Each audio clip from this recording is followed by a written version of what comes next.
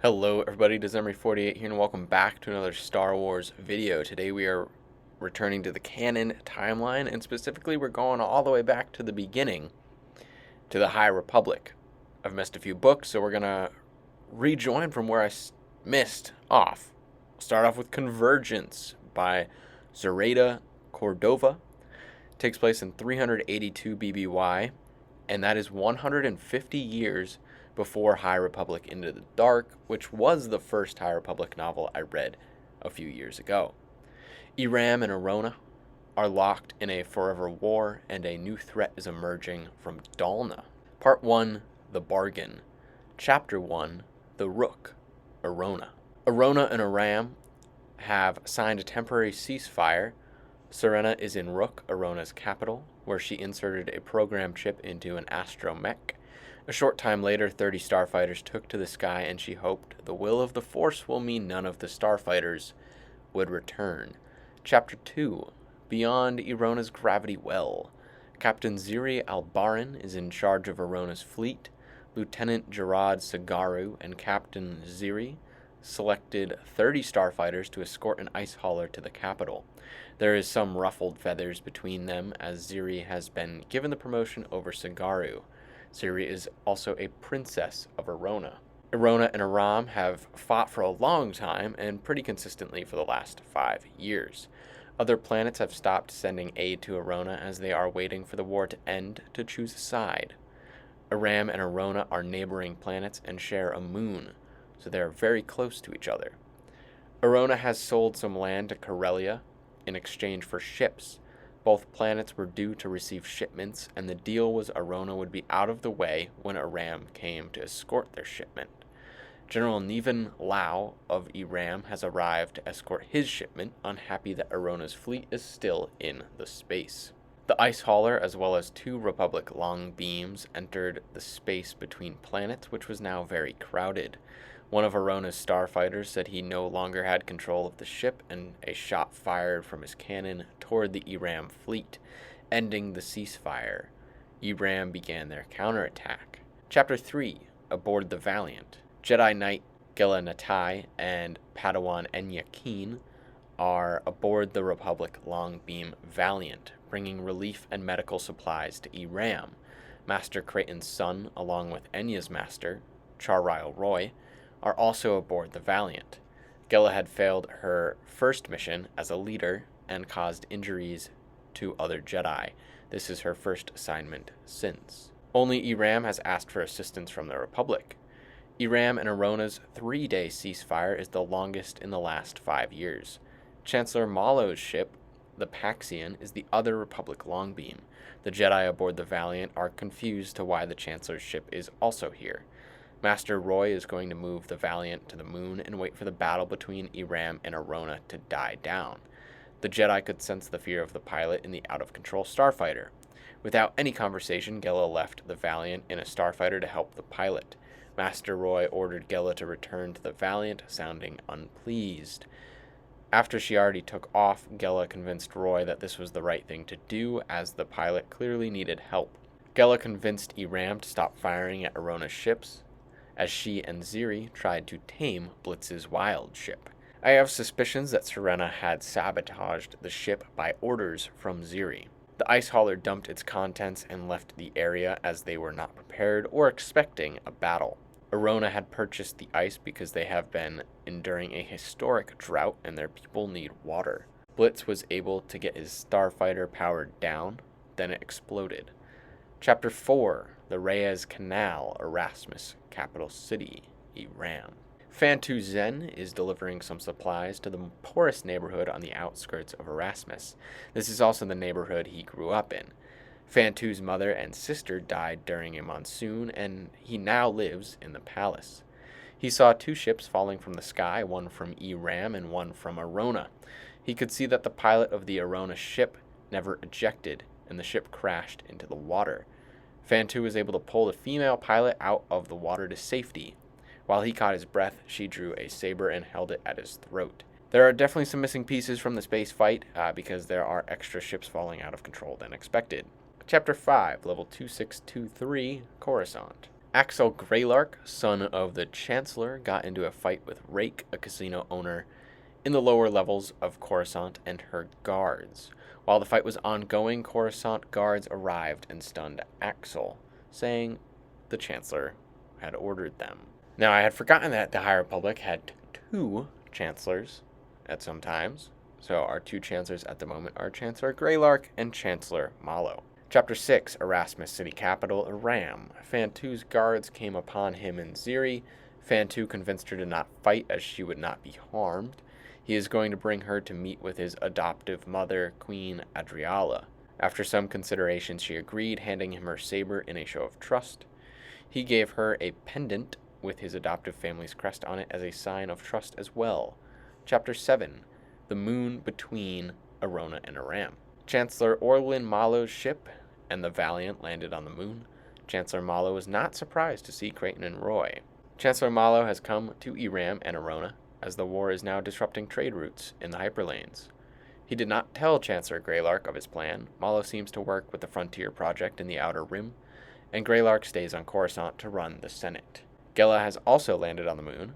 Chancellor Malo wanted a report from her time in the battle. Gela reported to Malo and the Jedi. The Jedi then came up with a plan to invite the King of Arona and the Queen of Eiram to the Paxian for a peace summit, and a way to deliver Princess Ziri back to Arona. Lieutenant Sagaru reported to the monarch as soon as he landed. Viceroy Farrell told him to prepare to attack. Chapter 8, Aboard the Paxian, between Eiram and Arona. Gela and Enya sent a message to the Jedi Council on Coruscant via a droid that would travel through hyperspace. Gela and Enya then helped with repairs on the ship. Arona has launched an attack. Gela saw the ships exit Arona's atmosphere and went to warn Roy and Sun. Ziri met with Queen Adriala and Fan-Tu. The Queen told Ziri that her father had launched an attack and that they would be attending the summit with the Jedi and Chancellor Malo. It is up to Ziri's father if he will join. Chapter 9, The Brushlands, Arona. Serena intercepted the message being sent to the Jedi Council before the droid could leave the system. Serena is not working for Ziri, but the Mother. Serena has taken the droid to learn why the Republic is in the system and then let the droid go on its way. Serena has a partner, Abda, who Serena does not like working with. Queen Adriala, Fan-Tu, Ziri, and other Eiram representatives arrived to the Paxian. The Republic brought Ziri to a separate part of the ship where the Arona delegation would be staying. Chancellor Kyong Greylark bailed her son Axel out of Coruscanti prison. Chancellor Greylark wants Axel to be her eyes and ears at the negotiations between the Republic and Eiram and Arona. Axel had once blamed his father's death on his mother, but has told her he doesn't, which is true. He blames the Jedi. Part 2, The Fuse. Chapter 10, Aboard the Paxian between Eiram and Arona. Chancellor Malo prepares for the peace talks. The Paxian prepared for battle, but de-escalated as the King's shuttle came through their warships. Ziri and Fan-Tu watched as the Republic chose not to fight. Eiram's delegation has arrived in the meeting room where the Chancellor and the Jedi were waiting. Joining Eiram's delegation is Queen Adriala's wife, the Queen Consort, Odelia. Viceroy Farrell and the Monarch are two different people. I'm pretty sure in my head at least I combined them into one last time they were together. Sagaru was introduced as a captain, which surprised Ziri as he was lieutenant when the battle happened, and she was the captain. The peace talks hit a break quickly as they escalated to insulting each other almost immediately. Chapter 11, The Brushlands, Arona. Mother called Abda with a mission. Abda had left her home and joined the Path of the Open Hand on Dalna, kind of sounding a bit like the Night Sisters so far. Sun told Gela that Enya had found clay from Arona on the signal jammer they had destroyed on the moon, but that doesn't mean it was placed on the moon by the government of Arona. The Jedi have decided to wait to reveal information to the Peace Summit until they know more. Braxton, a guard for the Monarch of Arona, has severe PTSD from his last 5 years of fighting in the military and his time in the military before the prior peacetime. Viceroy Farrell told Braxton that Ziri had been altered by secret weapons while on Eiram and gave Braxton an order. Braxton stepped out of the airlock and into space. His last words, for Arona. Fantu saw Farrell in the Eiram hallway and later overheard a conversation between Sigaru and Ziri in the ship's aquarium. Sigaru and Ziri seem to not trust Farrell very much, but they know that he has the monarch's ear. A member of the Path of the Open Hand visited Queen Adriala aboard the Paxian at night and threatened Fantu's life, as Adriala is going against the deal she made with Mother for supplies. Odelia shot the intruder and the girl fled. When the Queen's guard entered the room, Adriala told the guard that her gun had gone off while cleaning it. Adriala then spent much of the night telling her wife the situation she was in, and had been hiding it from everyone except for General Lau. Chapter 12. Aboard the Paxian. 2 more days of peace talks have passed, both sides proving that the other had committed atrocities against the other planet throughout the war. Iri is the name of the moon on Eiram. Arona calls the moon the Timekeeper Moon. Fantu and Ziri sparred. Gela, Ziri, and Fantu spoke, and Gela sparred Ziri. She also explained to the duo stuff about the Jedi and the Force. The Jedi planned how to convince the delegations to peace over dinner. Gela and Enya had gotten their hands on videos of people currently struggling on both planets and planned to show it to the delegations. The Jedi posted the recording on every screen on the Paxian. Gela spoke with Ziri, who thanked her for showing it to everyone.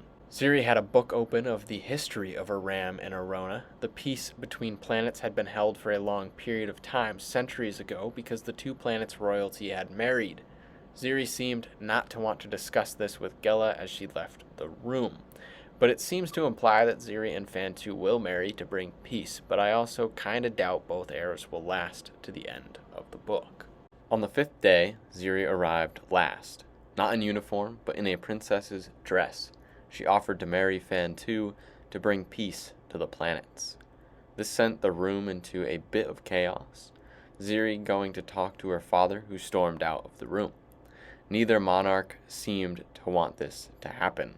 Viceroy Farrell was especially displeased. Chapter 13. Aboard the Paxian. Sigaru and Ziri argued.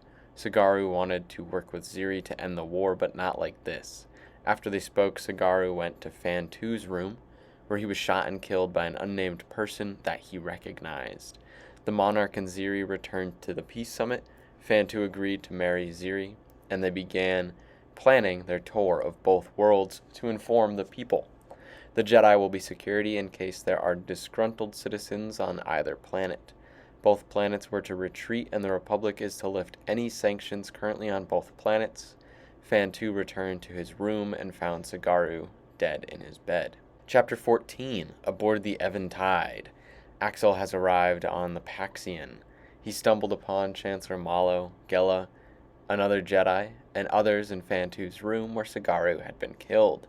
Some of Malu's guards found that an escape pod had been jettisoned. They assume the killer has escaped to one of the planets below. Enya and Gela took the Eventide without permission to investigate, finding a dead Aroni soldier floating through space. Part 3. The Spark. Chapter 15. The Rook Arona. During Captain Sigaru's funeral, the Eiram delegation was attacked by disgruntled Aroni. The Jedi, Ziri, and Arona's monarch stepped in to stop the attack. The 4 insurgents were tackled by Aroni guards. Gela and Axel will accompany Fantu and Ziri as they deliver aid to their planets. Chapter 16. The Rook Arona. Abda met with Ulo Binot. He revealed that Serena had killed the wrong target aboard the Paxian, and she is now injured. It is up to Abda to clean up the mess. Binot gave her some kind of coagulated liquid and told her not to miss. Aboard the Amaryllis Arona. The Amaryllis is a sand barge, and it is how Fantu, Ziri, Gela, and Axel are getting from the capital to the villages. Barakat Outpost.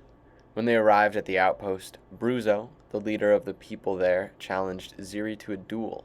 When she accepted and explained to the others, especially Fantu, that if she did not accept it, would be a massive sign of weakness on Arona, and they could lose the faith of the people. Ziri beat Bruzo in the fight.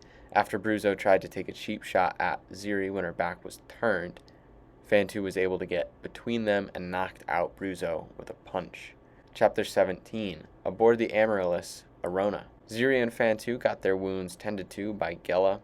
while Axel counted his winnings from betting on Ziri in the duel.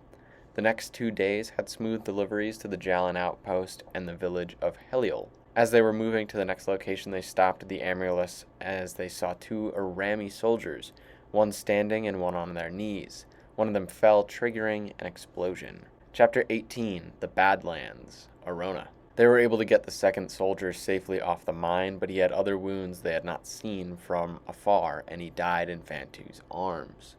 The soldier had mentioned there were others. Ziri seems to suspect the remote village, Arani, is responsible for the mines and may be still holding Eiram soldiers captive. The village in the Badlands may still be acting like the war is on, especially since the mines had been ordered removed years earlier.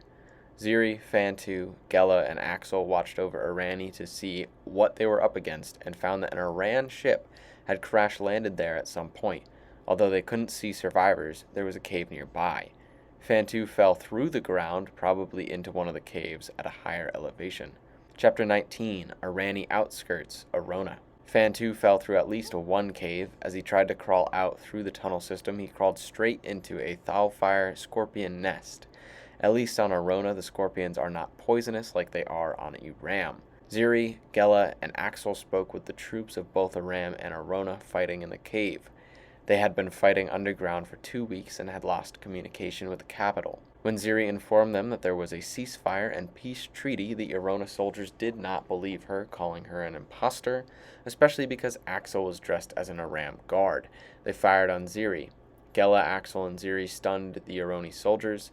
Gela and Axel spoke with the 3 Eiram soldiers. They did not believe them either and pulled their weapons on them. Axel fired first, killing the soldiers and saving Gela's life.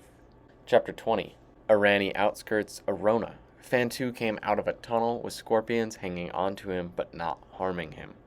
The Aroni people said Fantu was Thalfire made, which means he is of Arona. A very high honor for anyone, let alone someone born on Eiram.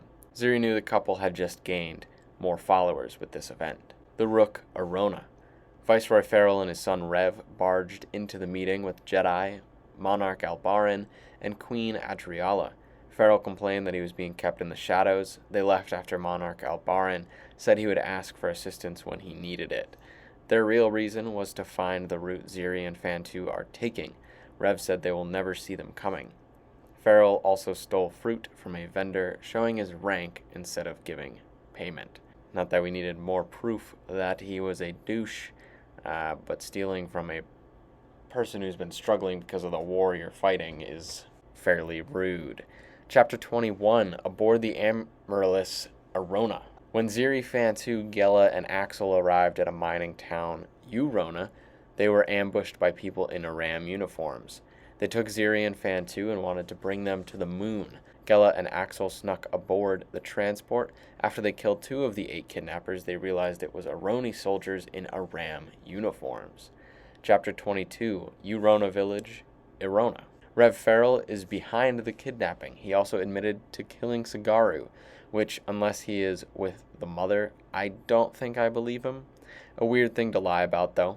Gela and Axel were able to defeat those on the transport. Rev sabotaged the ship and parachuted away. There were 3 parachutes left. Ziri, Fantu, and Axel parachuted out. Gela used the Force to aid her freefall. Fantu landed and made his way to the rendezvous point of Urona. Ziri made it to Urona first, then Fantu and Gela. They were introduced to the Marshal of Urona, a Mon Cal, Ayana Percy. Shortly after, Axel arrived, carrying one of the missing men from the village. Axel told Gela about how Jedi had made him leave his father to die when he was young. Axel did say that she helped him see that not all Jedi were like the one on the mission. At the end of the night, it rained on Arona. Chapter 23, The Rook, Arona. Enya interrogated Viceroy Farrell, but he would not reveal where his son was hiding. The wedding ceremony is going to be moved forward to bait out Rev Farrell's next attack. Abda used the poison Beno gave her on Serena's open wound, killing her while she rested. Abda watched as a servant during a ceremony for Fantu, Ziri, and the monarch. Axel bumped into Abda and apologized. She assumed he was drunk. After the ceremony, Abda snuck into Ziri's room and noticed the vial she had was missing, probably pickpocketed by Axel. Then she realized she was in a trap as a lightsaber ignited in the room. Chapter 24, The Rook, Arona. Axel spoke with the mother, not his mother, the mother of the Path of the Open Hand. He is working for her. She wants Axel to get rid of Abda to tie up a loose end instead of freeing her. Gela and Son spoke, wanting answers from the captured assassin. They headed to her cell. Abda was killed by a familiar voice in her cell using poison, so most definitely Axel killed her using the poison he stole off her. Son and Gela found the body. Shortly after, Roy, Gela, Axel, Ziri, and Fantu discussed the death while Son investigated the cell. There was a puck left behind, which Axel said is likely an invitation to some sort of game, and they would need a skilled fighter. Gela is going to join Axel in whatever this plan is, even though he said it would be a very bad idea. More Jedi are arriving to assist with the security on Eiram. Ziri did mention that poison is not the Arona way, likely ruling out the Ferals and the children of Arona. Chapter 25. Aboard the Eventide Dalnan sector. Gela and Axel arrived at the Hespers station in the Dalnan sector, where Axel said he may have a contact that could help identify their now dead assassin. Gela and Axel met Nay Medine in her Fight Club bar, the Rusty Rancor. For Nay to grant Axel a favor, Gela must defeat the house champion, another Jedi with a double-bladed lightsaber. Chapter 26. Hesper's Station. Gela's opponent is Dario Melek, nicknamed the Wrath of the Jedi. He currently has 99 wins in the arena. By the way Dario fought, Gela could tell he was no Jedi. She ripped the lightsaber out of his hands with the Force. He tackled her to the ground, ending the fight. Bodyguards came towards the ring, and a magnetic field took their lightsabers. After the fight, Gela was dropped into the cell in a prison of other champions.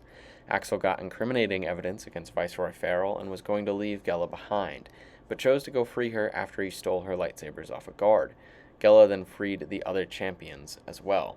Chapter 27. Erasmus, Capital City, Eiram. Axel and Gela returned to Eiram, where the planet was preparing for the wedding. Axel and Fantu went off on their own to investigate Fantu's suspicion into a research facility that was supposed to be closed down. When they arrived, a researcher said they were working on incinerating the materials, which was the poison that had killed the assassin. Then a scorpion came out and Axel shot it. Another came out after Fantu. Axel stepped in front of the stinger, taking the blow. A lockdown got initiated for severe weather. Axel had bumped into Beno on his way to Arona and Eiram, where he learned the mother wanted Axel to track the dealings of the Jedi there. Part 4, The Collision, Chapter 28, Erasmus City Center, Eiram. Fantu confronted his mother. Queen Adriala revealed her dealings with the mother to Fantu and Ziri, who had followed Fantu since his return to Erasmus. Chapter 29, Erasmus City Center, Eiram. Axel was deep in worrying thought during his painful sleep brought on by the scorpion's sting. Axel woke up after 5 days with Enya at his side. After she left, Axel calmed Beno, telling him he had the package, which was 3 vials of the poison. Although Axel told his droid he was going to destroy the vials, not give them to Beno. Rev Farrell has broken out his father and is preparing his next attack. He has stolen drill ships and is able to listen to the Paxians' communications. He anticipates ending the Albaran line. An event in the ballroom the night before the wedding included delegations from Naboo, Moncala, Syria, Lasan, Toidaria, and others. Chancellor Greylark arrived from Coruscant along with more Jedi. Gela and Axel danced. As the song ended, Chancellor Greylark came over and briefly spoke with Axel and Gela before Axel excused himself. Viceroy Farrell was waiting in Axel's room. He had disassembled QN1 and attacked Axel. Knowing that he had framed him, Axel killed the Viceroy with his own weapons after getting grabbed around the neck, and he fled the room. Chapter 30. Erasmus City Center, Eiram. Gela felt a disturbance in the Force, and her and Ziri followed a guard alerted by an aide. They found Viceroy Farrell's body. Ziri is ordered to gather the leaders from the summit and the Jedi discreetly. Gela repaired QN1 while others searched for Axel, his ship no longer where it had been parked. Gela listened and watched all the recordings and messages Axel had sent since he arrived. She then presented her findings to the Jedi and the Chancellors. Ada Forte is one of the new Jedi in the sector. Gela, Enya, and Ada watched as ships of bounty hunters landed at the spaceport in search of Axel, who Rake had put a bounty on. Through the Force, Gela was able to find Axel, who had a detonator and a bomb wired to the poison vial. Chapter 31, Erasmus City Center, Eiram. The monarch walked Ziri to the ceremony. Before Fantu and Ziri could meet in the middle, where Chancellor Malo would officiate the ceremony, the first blaster shots were fired. At the gates to the ceremony, a dozen Jedi and even more guards from Eiram and Arona fought the horde of bounty hunters searching for Axel. One of the new Jedi and multiple guards died in the fight. When the ceremony ended, Master Sun knew the fighting was not done.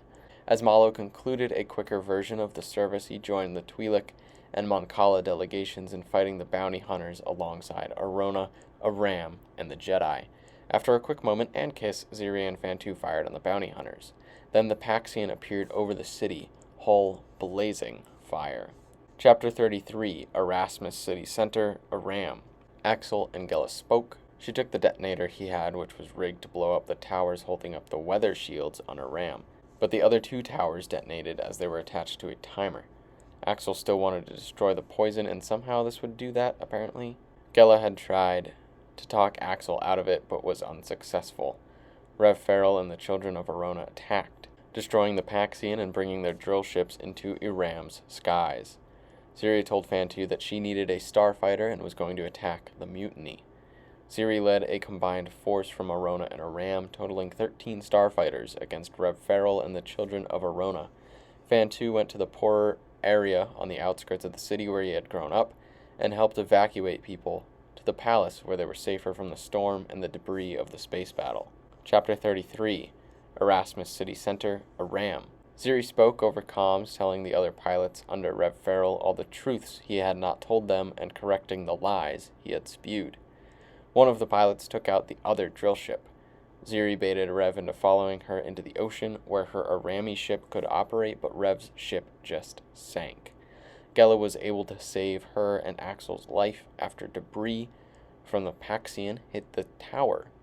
Axel confessed that he fell for her and kinda sorta apologized, especially when he realized his mother was meant to be on the Paxian. Chapter 34, Erasmus City Center, Eiram. Axel has been arrested. Eiram and Arona delegations are heading to a Jedi temple on Jeddah to sign peace treaties between their planets. Chancellor Greylark gave Axel's ship, the Eventide, to Gela. Gela told Master Sun that she wants to return to Coruscant to ask for permission to become a Wayseeker. Sun and Ada are going to join the delegations to Jeddah. Epilogue, Prison Barge CA-73Z, redacted. Axel lived in prison. After some time, he got a disappointed message from Mother for trusting Jedi. He thought often of Fantu, Ziri, his mother, and especially Gela. That is it for Convergence. I really enjoyed going back into the High Republic for this book. A lot of fun. Axel Greylark really changed the whole mood of this book. He was so unpredictable. You never knew what he was going to do. And it made kind of a lack of conflict really entertaining. Because Arona and Eiram fighting was not this huge conflict for the characters. It's a conflict for the planets. But the characters didn't have too much internal conflict without Axel. Let me know what you thought of this book down below if you have given it a read. Thank you everybody so much for watching, and I hope you have a wonderful rest of your day.